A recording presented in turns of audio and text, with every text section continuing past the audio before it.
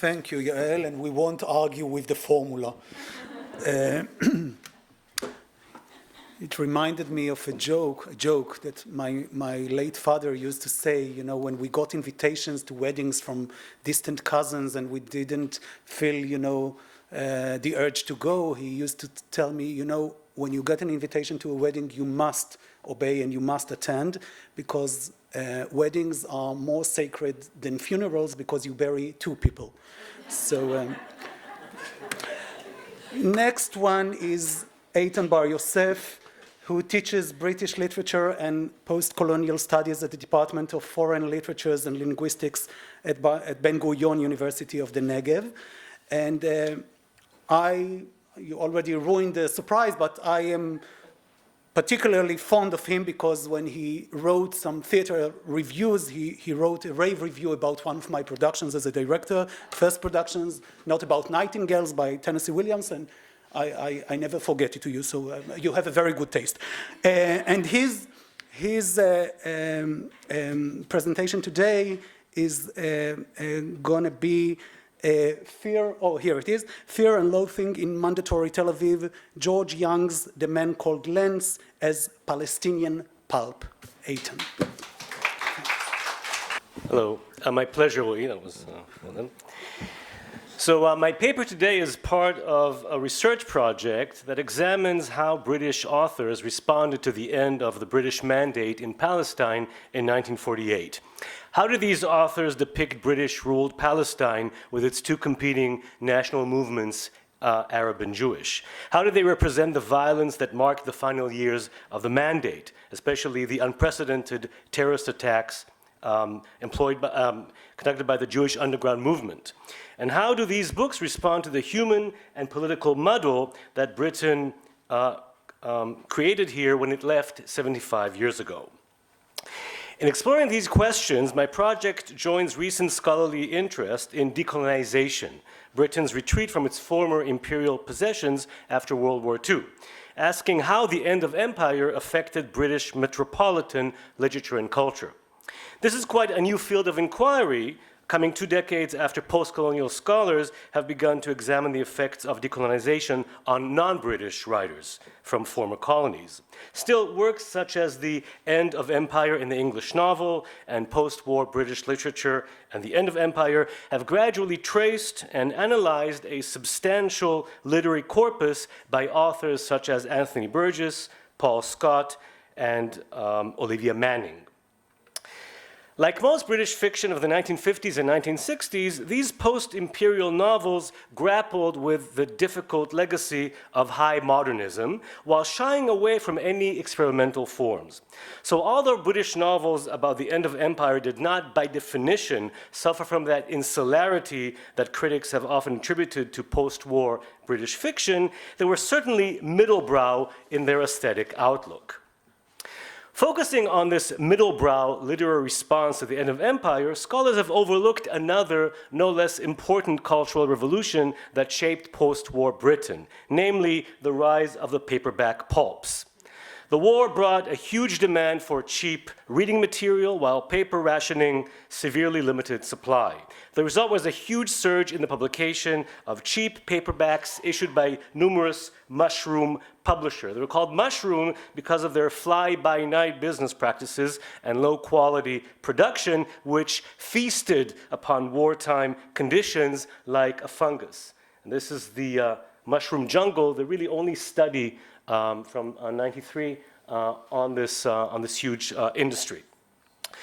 While the cheap paperbacks introduced by Penguin in 1935 were shaped by a benign cultural mission, these pulps offered unabashedly sensationalist entertainment. Using flashy pictorial covers, these cheap novels were the children or grandchildren of the Victorian penny dreadfuls, but now heavily influenced by the rise of American genre fiction in the first half of the 20th century. So crime fiction, westerns, science fiction, horror, romance, and softcore pornography. Selling by the million, these British pulp played a crucial role in post-war culture. How then did these books respond to the dramatic changes in Britain's international standing with the loss of empire? Now, there's been almost no work on this question at all, not even Holland touches it. But it is clear that these two literary realms, the middle brow and the pulps, were not completely detached. As Eric Lindstrom has recently shown in Age of Emergency, sometimes even novels published in hardback by respectable publishers owed stylistic depths to pulps and genre fiction. So if we are compelled to search for the end of empire underneath the streetlight of middle brow literature, rather than in the dark and moist corners of the mushroom jungle, we should at least try to explore those lower brow forms of the middle brow, books that critic John Fraser has called near pulps. One such near pulp that I've traced in my research is The Man Called Lenz, 1954, by George Young. Young fought in the North African campaign before joining the Palestine police in 1944 and serving until 1946. Indeed, this novel, his only published work, relies heavily on Young's experiences in Palestine while adding, as we'll see, a strong pulpish flavor. Set in Tel Aviv in 1946, the story is narrated by Deputy Superintendent John Gray, who struggles with his fellow men to capture David Lenz, a demonic Jewish terrorist. A Polish Jew gangster by nature, we're told, Lenz entered Palestine illegally, determined to stir up an all-out war against the British. Joining the Haganah, moving to the Etzel, and then joining the Lehi, Lenz discovered that none of the three underground Jewish movements were brutal enough to satisfy his national and personal ambitions. He thus forms his own faction, launching a vicious terror campaign against the British, murdering soldiers, blowing up police stations, and inciting riots. Gray's commander, Bill Pickering, becomes obsessed by Lenz, who has killed a few of his chums and even wounds Pickering himself. And this obsession is intertwined with romantic intrigue. Gray, our narrator, is initially seduced by Aliza, a Jewish cabaret singer who actually works for Lenz. Saved in the nick of time from death, Gray is gradually drawn towards Helen, Pickering's wife, a lovely and noble English rose who is deeply troubled by her husband's fixation with a Jewish terrorist. When Pickering dies, a guilt-ridden Gray goes on alone to get Lenz at a costly price. As Kirkus Reviews noted, deadly but never dull, this novel feeds on violence from which it also takes much of its impetus. A Man Called Lenz was published by a respectable British publisher, Hutchinson. It was reviewed in the national and provincial press in the UK and also issued in the US. There was even a Hebrew translation called Machteret Veboleshet, very rare in the novels that I deal with. So this was really not pulp. At the same time, the novel employs very stylistic and thematic elements which go well beyond representations of counterinsurgency in other middle brow novels. So I'd like to explore those briefly and ask what they bring to the Palestine context, what kind of concerns or anxieties they expose. So two pulpish elements in the novel are relatively minor. The first is the pronounced noir atmosphere that colors Gray's relationship with Aliza, the Zionist femme fatale. Following the dark-haired, dark-eyed cabaret singer whose right hand is mysteriously bandaged, we later learn that she was injured working in Lenz's ammunition workshop, Aliza leads her prey, quote, from the brightness of the seafront to the dimness of the side streets of Tel Aviv, dark alleys where her fellow terrorists lurk. Romantic relationships between British soldiers and Jewish women often figure in novels about mandatory Palestine. But here the affair is clearly depicted in the hard-boiled imagery of noir fiction.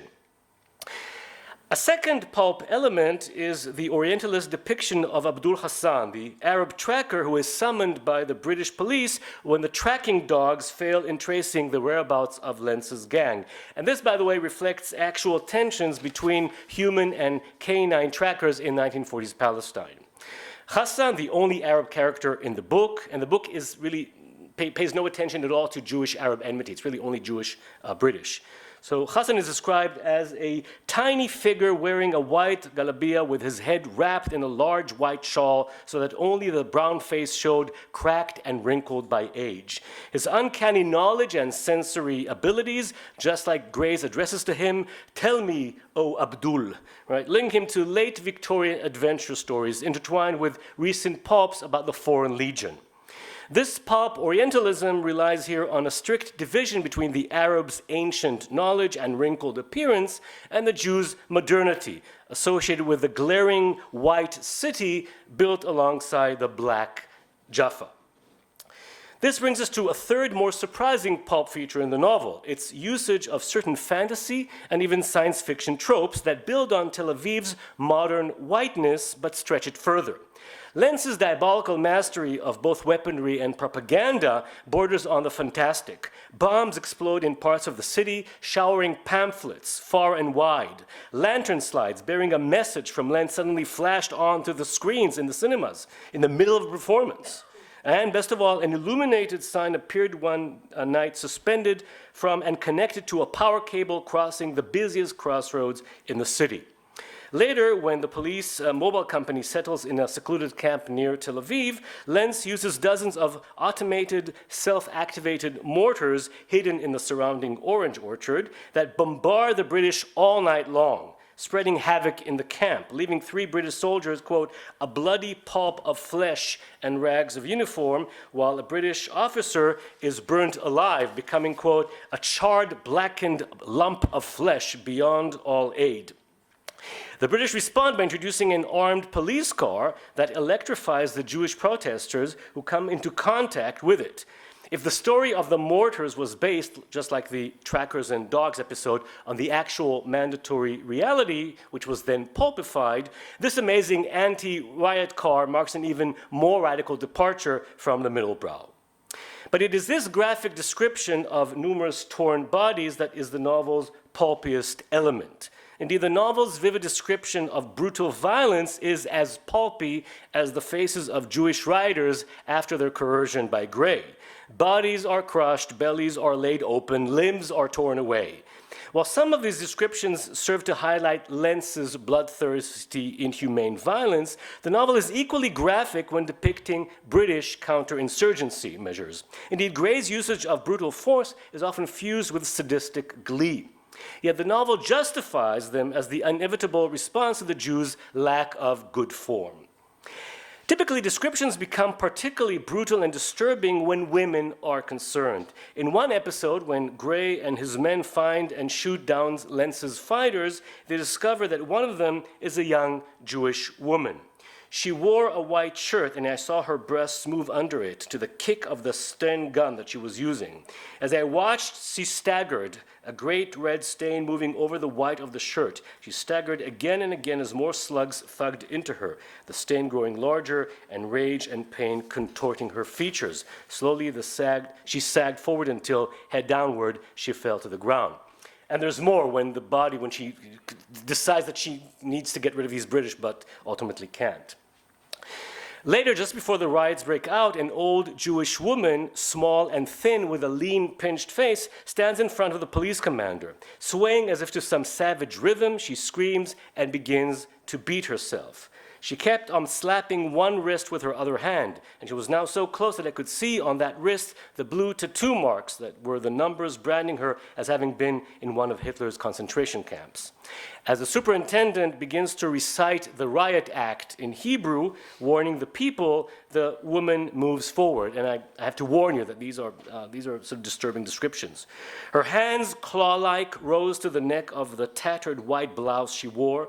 They fastened on the neck, and she jerked and tore until the blouse hung in ribbons from the tight waistband of her skirt, and she was standing there naked to the waist. A gasp went along the line of our front rank. Her skin was blotched with great purple areas on her arms and chest, and what we could see of her back were great white scars. And this is followed by detailed physical description, which of course I'll spare you. I shuddered. What unspeakable things had been done to this creature? Then the tension was broken. She spat in McAllister's face and at the same time raked him down one cheek with her nails. The commander of the mobile police force bursts and throws her back into the mob. He had to do that. If that woman had continued for much longer, God knows what state would all have been in.